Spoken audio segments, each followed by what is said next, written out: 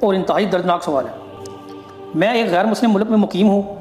ہم میاں بیوی ویسے تو اکٹھے ہی رہتے ہیں، لیکن پچھلے 6 سال سے ہمارا آپس میں کسی قسم کا جنسی ریلیشن نہیں ہے۔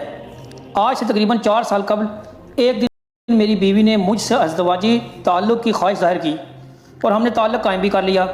پھر کچھ عرصہ بعد وہ حاملہ بھی ہو گئی۔ میں نے اسے ناراضگی کے باوجود اس کی خوب خدمت کی اور پھر اللہ تعالیٰ نے مجھے ایک بیٹی عطا فرمائی جو اب 3 سال کی ہو چکی ہے اور مجھے اپنی جان سے بڑھ کر عزیز ہے۔ لیکن اب اچانک میری بیوی، جس کی چند غیر اخلاقی حرکتوں کی وجہ سے میں 6 سال سے ناراض ہوں، اس نے مجھے بتایا کہ اس نے 4 سال قبل کسی سپرم ڈونر کے ذریعے خود کو حاملہ کروایا تھا، لہٰذا وہ بچی حقیقت میں میری بچی نہیں ہے۔ اس دن سے میں انتہائی پریشان ہوں اور ذہنی کشمکش کا شکار ہوں۔ ایک طرف تو وہ بچی مجھے اتنی عزیز ہے کہ اسے چھوڑ نہیں سکتا، اور دوسری طرف جب اسے دیکھتا ہوں تو خیال آتا ہے کہ یہ تو میری بیٹی ہے ہی نہیں۔ پلیز مجھے بتائیں میں کیا کروں؟ جزاکم اللہ خیر و احسن الجزاء۔ جزاکم اللہ خیر و احسن الجزاء۔ اللہ تعالیٰ جی آپ کو صبر دے اس آزمائش سے آپ گزر رہے ہیں۔ پہلے تو میں عرض کروں گا کہ صحیح مسلم کی حدیث ہے، نبی صلی اللہ علیہ وآلہ وسلم نے فرمایا کہ ہمیشہ اپنے سے نچلے لوگوں کو دیکھو، یوں تمہیں قناعت نصیب ہوگی اور اللہ تعالیٰ کی طرف سے آئی ہوئی آزمائشوں پہ صبر نصیب ہوگا۔ آپ کے ساتھ یہ جو ٹریجڈی ہوئی ہے، اس سے بڑھ کے لوگوں کے ساتھ ٹریجڈیز ہو چکی ہیں۔ اب مجھے ان ٹریجڈیز کو ریپیٹ کرنے کی ضرورت نہیں ہے، آپ اکثر اخبارات میں، خبروں میں اس قسم کی بہت سی باتیں سنتے رہتے ہیں۔ ہم اس سوال کی طرف آتے ہیں، اب اس سچویشن کے اندر شرعی حکم کیا ہے؟ اب اگر اس کو آپ سائنٹیفکلی معاملے کو ہینڈل کریں گے تو ظاہر ہے کہ ایک آپ کے لیے آزمائش والا معاملہ بن جائے گا۔ صحیح بخاری اور صحیح مسلم میں ایک حدیث موجود ہے، اور حدیث کی کتابوں میں بھی ہے، بخاری مسلم میں آ گئی تو مین کتابوں کے اندر وہ حدیث آ گئی کہ نبی علیہ السلام کے مبارک زمانے میں بھی اس قسم کا ایک واقعہ ہوا۔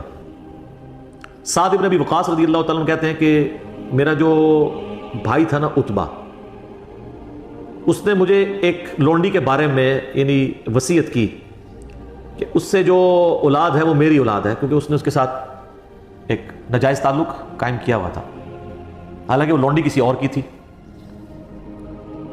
تو وہ کہتے ہیں میں اس اولاد کے دعوے کے لیے نبی علیہ السلام کے پاس جب پہنچا، اور ظاہر ہے کہ وہ جس کے پاس تھی وہ بھی اپنے دعوے کے طور پہ پہنچا، تو نبی صلی اللہ علیہ وآلہ وسلم نے فرمایا کہ اولاد اس کی شمار ہوگی جس کے بستر پہ پیدا ہوئی ہے، اگرچہ وہ پیدا کسی اور کے تعلق کی وجہ سے ہوئی ہے، لیکن شریعت نے تو آپ کو اصول دینا ہے نا، اس طرح تو پھر سارا معاملہ ہی بگڑ جائے گا۔ اب آج آپ کہیں گے ڈی این اے ٹیسٹ کروا لیتے ہیں، فلاں کروا لیتے ہیں، فلاں کروا لیتے ہیں، اس وقت تو بالکل کلیئر تھی وہ والا معاملہ، بلکہ اس حدیث میں آتا ہے کہ وہ جب اولاد پیدا ہوئی تو واقعی اس کی شکل بھی اس کے ساتھ ملتی تھی جس کا یہ دعویٰ تھا۔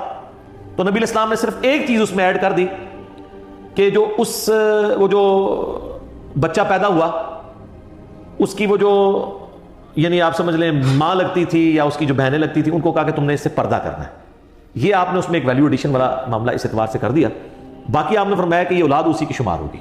تو شرعی مسئلہ یہ ہے کہ اگر کوئی اولاد یعنی آؤٹ آف ویڈ لاک بھی پیدا ہوئی ہے کسی عورت کی، تو وہ جس کی بیوی ہے نا، اس کے بستر پہ جب پیدا ہوگی وہ اس کی اولاد شمار کی جائے گی۔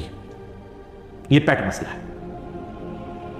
اس کے تحت وہ اولاد اب آپ کی ہے، وہ اس کی ولدیت بھی آپ کی لکھی جائے گی جنہوں نے یہ سوال کیا، لہٰذا ان کو ٹینشن لینے کی ضرورت نہیں ہے، اس معاملے کو آگے لے کے چلیں۔ باقی ان باریکیوں میں پڑھنے کی ضرورت نہیں ہے، یہ خبر صحیح بھی ہو سکتی ہے، غلط بھی ہو سکتی ہے۔ اب اس کی تحقیق کرنے کی بھی ضرورت نہیں ہے ڈی این اے ٹیسٹ کے ذریعے، کیونکہ ڈی این اے ٹیسٹ کے ذریعے باہر وہ انسانی کوشش ہے، صحیح رزلٹ بھی آ سکتے ہیں، غلط بھی آ سکتے ہیں۔ اگر صحیح بھی آ جائیں اس طرح کے جس طرح کہ آپ سمجھ رہے ہیں، تب بھی شرعی حکم ہم نے شریعت کو یہ فالو کرنا ہے کہ وہ آپ کی اولاد شمار ہوگی، کیونکہ وہ آپ کے بستر پہ پیدا ہوئی ہے۔ اب آپ اس کی پرورش کریں اور اپنے معاملات کو اس طریقے سے آگے لے کے چلیں۔ یہاں پہ میں ایک اور بات بھی عرض کر دوں اسی سے ریلیٹڈ، صحیح بخاری اور صحیح مسلم میں حدیث ہے، نبی علیہ السلام نے فرمایا کہ جس شخص نے اپنے آپ کو کسی اور باپ کی طرف منسوب کیا خود سے اور وہ اس کی اولاد نہیں تھا، تو ایسے شخص کے اوپر جنت حرام ہے، کوئی اپنے باپ کا نام نہیں بدل سکتا۔ بخاری اور مسلم دونوں میں ایک حدیث ہے، مسلم میں ذرا ڈیٹیل ہے کہ مولا علی علیہ السلام نے ایک صحیفہ نکالا اپنی تلوار کی نیام میں سے، جس میں کچھ احکامات لکھے تھے۔ ان میں ایک یہ تھا کہ جو شخص اپنے باپ کا نام بدل دے اور اپنے آپ کو کسی اور باپ کی طرف منسوب کرے، اس پہ اللہ کی لعنت، اللہ کے فرشتوں کی لعنت اور تمام لعنت کرنے والوں کی لعنت، اور قیامت والے دن اللہ تعالیٰ نہ اس کا کوئی فرض قبول کرے گا نہ کوئی نفل قبول کیا کرے گا، والعیاذ باللہ۔ ایک اور حدیث ہے بخاری و مسلم میں کہ جس شخص نے اپنے آپ کو کسی غیر باپ کی طرف منسوب کیا اس نے کفر کیا۔ یہ ایک بہت اسٹرکٹ مسئلہ ہے، اس لیے آپ دیکھیں اسلام میں باپ کا نام ساتھ بولا جاتا ہے نا، یہ جو پبلک میں مشہور ہے نا قیامت والے دن ماں کے نام کے ساتھ بلایا جائے گا، بالکل جھوٹ ہے. صحیح بخاری میں امام بخاری نے باقاعدہ اس کے اوپر باب باندھا ہے کہ یہ مت پبلک میں مشہور ہے، اور وہ حدیث لے کے آئے کہ جو خائن شخص ہے اس کے لیے قیامت والے دن ایک جھنڈا قائم کیا جائے گا، کہا جائے گا یہ فلاں بن فلاں کا ہے. تو فلاں بن فلاں جب عرب میں کلچر میں کہا جاتا ہے تو وہ باپ کی طرف منسوب ہوتا ہے، تو باپ کے نام سے ہی پکارا جائے گا قیامت والے دن. ان احادیث کی روشنی میں یہ خود ایک کبھی گناہ ہے، لیکن اس میں ایکسیپشن یہ ہے کہ جس کے بستر پہ اولاد پیدا ہو رہی ہے نا وہ باپ اس کا